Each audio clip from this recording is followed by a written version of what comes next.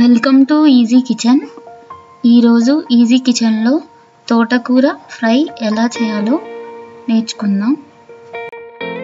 ఈ తోటకూర ఫ్రై రెసిపీకి కావలసిన ఇంగ్రీడియంట్స్: 5 మీడియం సైజ్ తోటకూర కట్టల ఆకులు,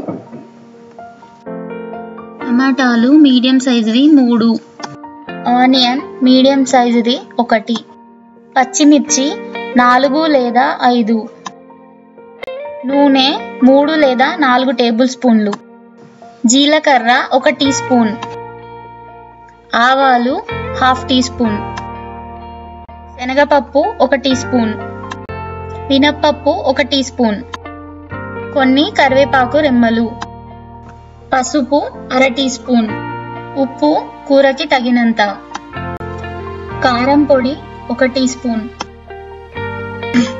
అల్లం వెల్లుల్లి పేస్ట్ 1 టీ స్పూన్. ఇది ఆప్షనల్ మాత్రమే, ఇష్టం లేని వారు వేసుకోకుండా కూడా కూరను చేసుకోవచ్చు. ఈ కూరకి కావాల్సిన ప్రిపరేషన్స్ ఏంటో ఇప్పుడు చూద్దాం. ముందుగా తోటకూరని శుభ్రం చేసుకోవాలి. దీనికోసం తోటకూర ఆకుల్ని ఉప్పు వేసిన నీటిలో 5 నిమిషాలు ఉంచి తరువాత వాటిని శుభ్రంగా కడుక్కొని సన్నగా తరుక్కోవాలి. తరువాత పచ్చిమిర్చి, ఆనియన్, టమాటాల్ని కూడా ఇదే విధంగా సన్నగా తరుక్కొని పక్కన ఉంచుకోవాలి. ఇప్పుడు కూర తయారు చేసుకునే విధానం చూద్దాం. ముందుగా ఒక మూకుడు లేదా ఫ్రైయింగ్ ప్యాన్ తీసుకొని స్టవ్ పై పెట్టుకొని వేడి చేసుకోవాలి. అది వేడి అయిన తర్వాత అందులో నూనె పోసుకోవాలి. నూనె కాగిన తరువాత ఆవాలు, జీలకర్ర, మినపప్పు, శనగపప్పు వేసి వేయించుకోవాలి. ఇప్పుడు కరివేపాకు కూడా వేసి వేయించుకోవాలి. పచ్చిమిర్చి కూడా వేసి వేయించుకోవాలి. పచ్చిమిర్చి వేగిన తర్వాత ఉల్లిపాయలు కూడా వేసి అవి రంగు మారేంత వరకు వేయించుకోవాలి. అల్లం వెల్లుల్లి పేస్ట్ కూడా వేయాలి. తర్వాత 1/2 టీ స్పూన్ పసుపు వేసి 1 నిమిషం పాటు వేయించుకోవాలి.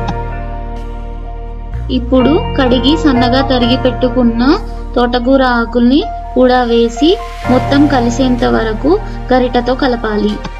మీడియం మంట పైన కూర అంతా దగ్గర పడేంత వరకు ఉంచాలి. తరువాత టమాటా ముక్కల్ని కూడా వేసి కలుపుకోవాలి.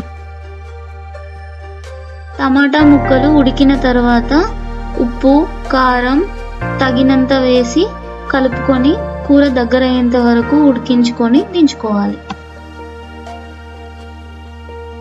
ఈ తోటకూర ఫ్రై అన్నంలోకి చాలా బాగుంటుంది. ఆరోగ్యానికి కూడా చాలా మంచిది. Thanks for watching this video.